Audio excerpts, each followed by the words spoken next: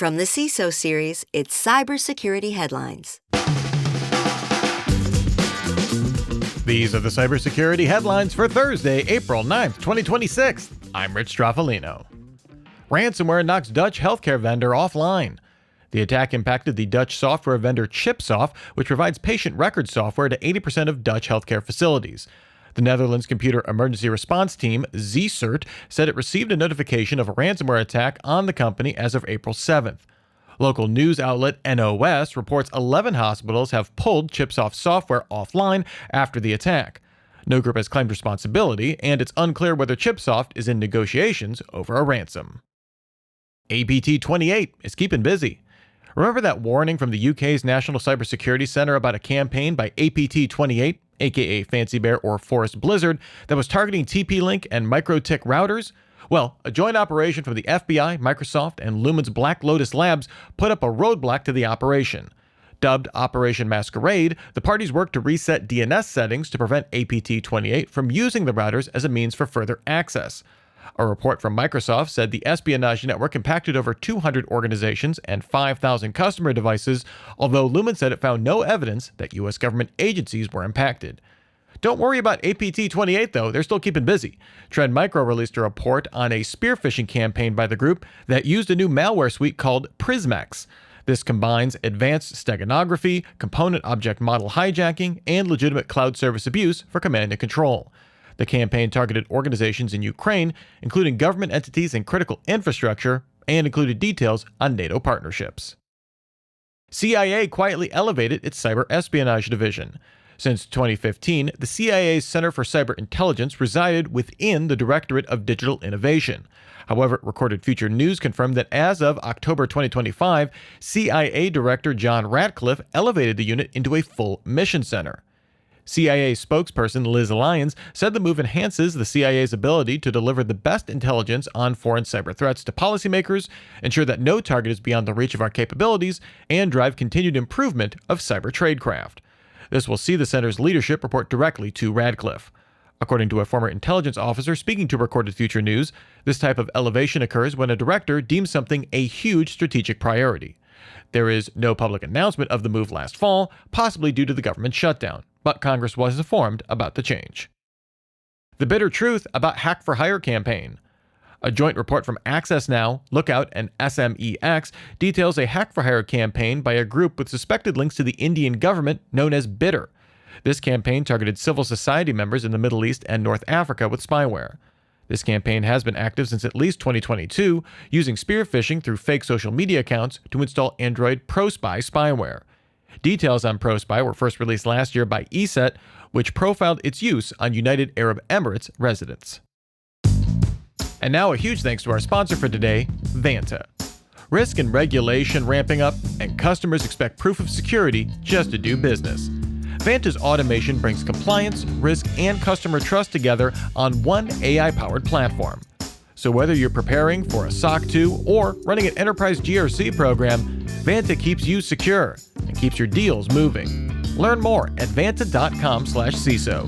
That's VANTA.com/CISO.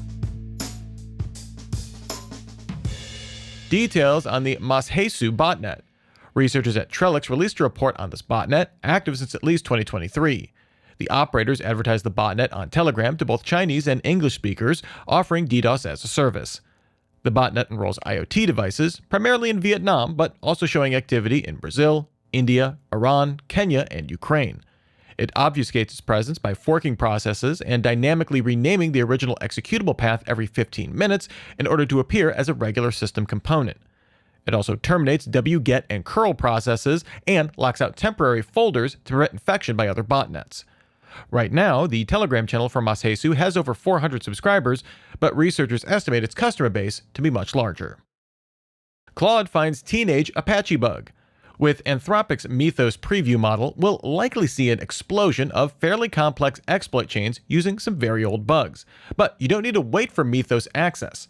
Horizon 3 AI published details on a remote code execution bug in Apache ActiveMQ Classic, effectively hiding in plain sight for the past 13 years.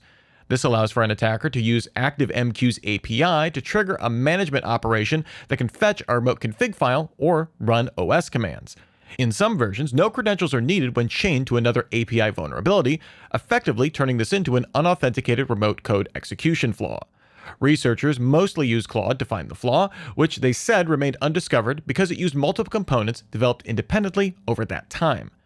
AI finds vulnerability might not be a headline in the near future, but this seemed like a good preview of what Mythos and other models are increasingly making commonplace. NHS Scotland domains serving illicit content. Former cybersecurity engineer Nick Hatter discovered multiple domains operated by Scotland's healthcare provider that served illicit content, mostly porn and illegal sports streams.